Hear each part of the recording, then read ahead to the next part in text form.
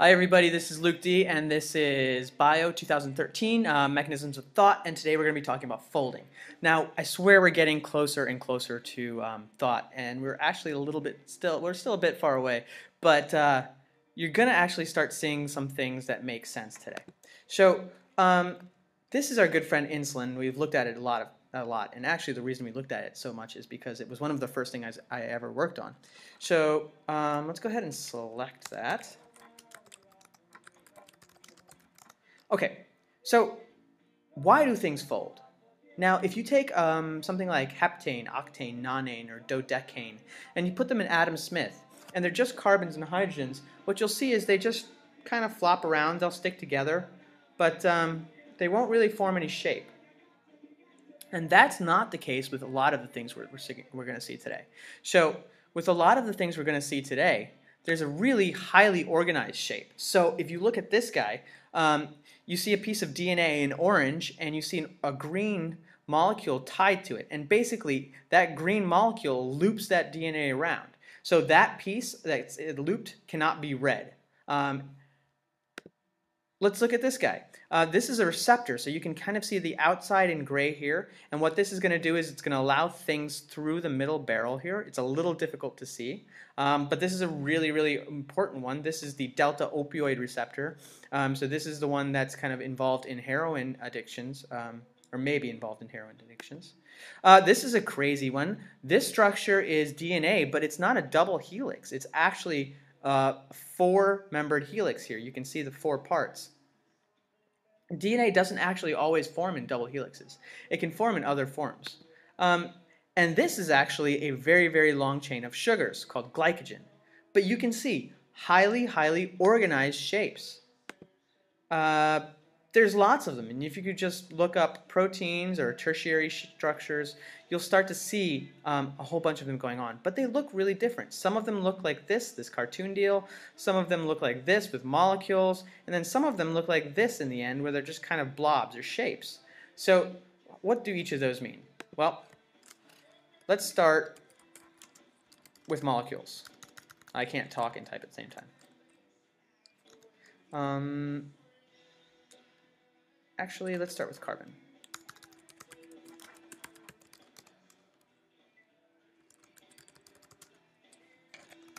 All right, so there are all the carbons in that molecule. Now, if we just had carbons and just hydrogens, there's no way that molecule would fold into that shape and stay in that shape. And it must. As a matter of fact, if it does not fold into that shape, you're going to have diabetes. So let's go ahead and put the rest of the molecules in.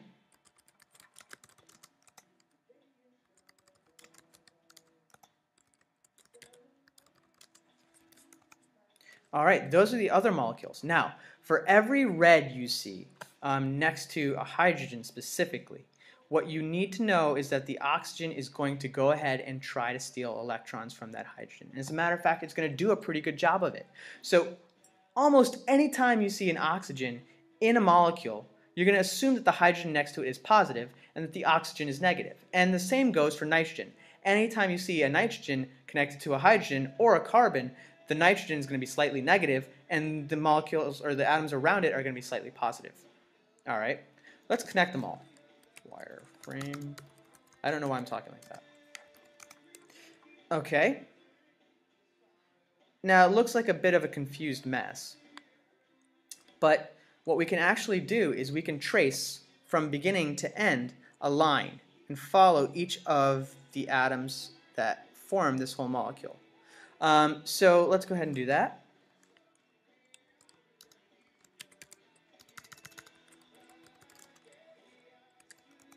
All right, so I've drawn a line in there. Let's go ahead and make that line a little bit bigger. Oop, crashed it. Sorry.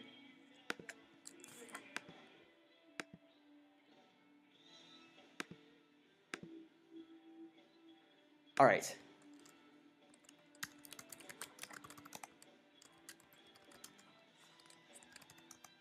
All right, there's that cartoon.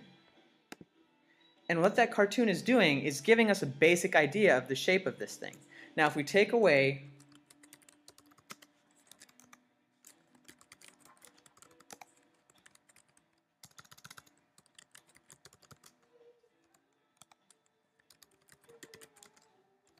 if we take away the rest of the atoms, what we can see is this basic shape. And insulin is going to form like this almost every time. And like I said, if it doesn't form like this, then it's not going to fit into what it's supposed to fit into.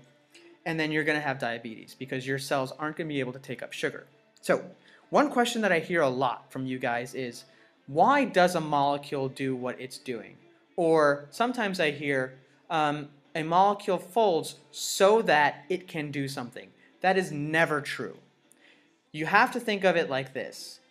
If you want to ask why a molecule does something, then you say, all right, if I have two organisms, one without a molecule and one with a molecule, would the organism with the molecule work better than the one without it? And if the answer is yes, that's the reason the molecule is there. But the molecule folds first, and then it does whatever it's supposed to do. It does not fold because it's supposed to do something. So it doesn't fold, like a key doesn't become a key so that it can fit into a lock. A key becomes a key just because we press it into a key. It just happens that it fits into a lock. Let's look at some examples of that. So we saw something similar to this in class today. And if I go ahead and start the simulation, this is going to start with a long cartoon chain, and then it's going to start folding. And you can see it there folding. Now you can see little spirals that we're going to call helices, and you can see a flat part there, and you can see that the protein stays pretty much in that shape. This is called villain, by the way. And the reason it's going to do that is one of the big tenets of biology, well, pluses and minuses. So if you have a spiral, and you have two parts of a spiral, let's say my fingers are a spiral, and my thumb might be a plus, and my index finger might be a minus. So that's why they stay like that in that spiral. If they were just carbons and hydrogens, we wouldn't have that attraction. So the addition of functional groups, specifically things with oxygen and nitrogen, are going to cause negative parts and positive parts, and that's what's going to cause those things to fold. Now, plus and minus doesn't always just mean folding. Sometimes it can mean two things coming together. Let's look at what that looks like. So you see that purple thing here on the left and the green thing. Well, let's go ahead and separate them. So now we've got just the green thing. If you see the big spherical thing, that's actually the surface of a cell. And on top there is a receptor, or something that sticks out from the surface of a cell. And the inside of the receptor actually goes below the surface of the cell. So if that's a cell membrane, you're just looking at this top part here. And it's kind of how cells figure out what's going on the outside of it. Kind of like a doorbell, where if somebody rings a doorbell, they don't actually have to go inside for you to know that they're out there. You hit the button on the outside, and then something happens on the inside to tell you what's going on. So neurons are find these really important, because this is what gets a neuron to fire. Something binding to the surface like this. So what we're going to see is that molecules will line up in a very specific way. And as if I get these guys closer together, you'll see there's actually green parts and yellow parts. And that green part and that yellow part are actually positively and negatively charged. I called the guys that made this, and they mapped everything out. There's a paper that you can look at if you ever want to question this, and you can find out exactly what's positive and exactly what's negative. It's kind of crazy. Now, my question would be, what if this purple thing would be slightly turned? Is it possible, for example, that this top green thing might align with this negative charge? And the answer is yes. Of course, if it's a positive and it's a negative, they will attract. But if that happens, then maybe this positive would not line up with this negative, or these two things wouldn't line up down here. It wouldn't fit as well as it possibly could. So I guess better way of saying this is, this purple molecule and this green molecule come together because they, at some level, line up all their pluses and minuses as best they can. So that causes things to fold. Again, if we just had carbons and hydrogens, that wouldn't happen. So let's look at a couple examples of what it looks like when these guys fold. Now, here's a crazy one. This is called the repressor, or the lac repressor. And what you see there is an orange piece of DNA, and it's looped, and you see that green body on top of it, and it's kind of forcing that loop. And what happens is, none of this DNA in this loop can be read until this thing is gone. So it essentially shuts down your body's ability to read this piece of DNA, which is, believe it or not, can be a good thing. This is a little more confusing structure. This is a receptor. Sorry, not a receptor. This is a channel. So what this is going to do is imagine our cell surface again, and just imagine that there's like a little straw in the middle of it. So something like that allows things through. So here you can see the gray parts are the outside of that straw, and then this is the inside, and it's actually going to have a very small hole down there in the middle that it's going to allow little things through. Now, you should kind of be familiar with this guy. This is DNA, but it's not actually in a double helix. This DNA is specifically in a quadruplex or quadrahelix. So, I forgot. I lost my line of thought. I'm just going to stand here until I get it. Oh, right. So that's actually going to be because of its specific orientation of bases, and we're going to see that later. Now, we saw protein folding, we saw DNA folding, so let's see sugar folding. Now this is glycogen. This is a sugar, and it's folded in this really, really highly organized structure. And again, what you're going to see is that that's going to happen because of simple pluses and minuses. I think that's almost it. Let's look at some more examples. Now, I said everything folds, and when they fold, they form these shapes. Now, that's the case in everything that you're seeing here. So if you look at that purple thing, that thing is in a rope-like structure because of pluses and minuses. This purple thing is sitting there in this shape because of pluses and minuses. This part might be positively charged, this part might be negatively charged. And in this conformation, it's in its lowest potential energy state. Now, I hope I didn't confuse you there. So let's look at this really quickly. What we have here is a roller coaster, and it goes down this hill, back up a little bit, and then back down. Now, if the roller coaster is stopped right here,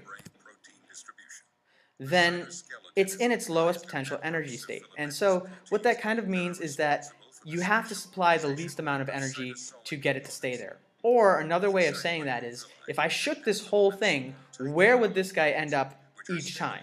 And it's possible that it could end up here at Y. It's possible that it could end up Z. It's far more possible that it'll end up at Z than it is at Y or W, but most of the time it's going to line up, or it's going to end up at X. And that's kind of the lowest potential energy state for these molecules. So even though this structure is really complicated, all the pluses and minuses are lined up so that they just fit. And if you jumbled them around, they would kind of come back to that fit most of the time. Again, sometimes they could end up in a higher energy state, like W or Y, and what that would look like would be this line. But that's not what happens, not most of the time. Now, all of this stuff is happening because of pluses and minuses. Each of those little pieces had a plus and a minus, and they came together to form that tube. This tube is composed of lots of little tiny pluses and minuses. You can look it up. It's called tubulin.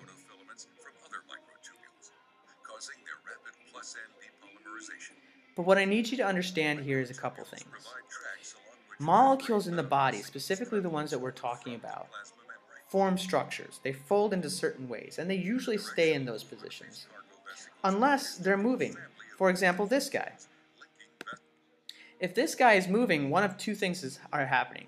It's got two structures that are about equally stable. So if imagine we drop down Z here, and then we supplied some energy to that roller coaster cart. Well, it could end up in X or Z a lot, and it might actually switch in between X and Z. And that's what could happen in a protein or a molecule. It could switch between two very stable states. And we'll see that. Or I can add energy to it, and we can end up in W, like we've seen here. So if we have movement, the case is going to be that it's either switching between two low energy states, or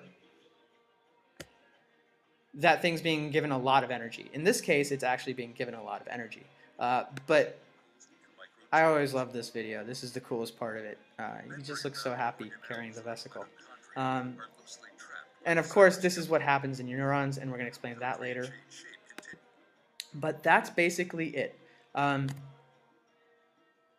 Oxygen, nitrogen, phosphorus help to make pluses and minuses in a molecule. Those pluses and minuses line up and come together. That causes things to have shapes. Those shapes actually end up doing something. So for example, this receptor shaped like this allows it to bind to this.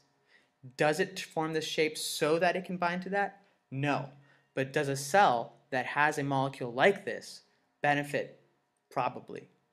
That's about it. This might have been confusing. We're going to go over it a little bit more later. Don't freak out if you're not 100% sure of what's going on. But what you should be able to do at this point is write a sentence or a little paragraph about functional groups, our little roller coaster example here, and potential energy, and the three-dimensional shape of molecules. That's it. Have a great one. Bye.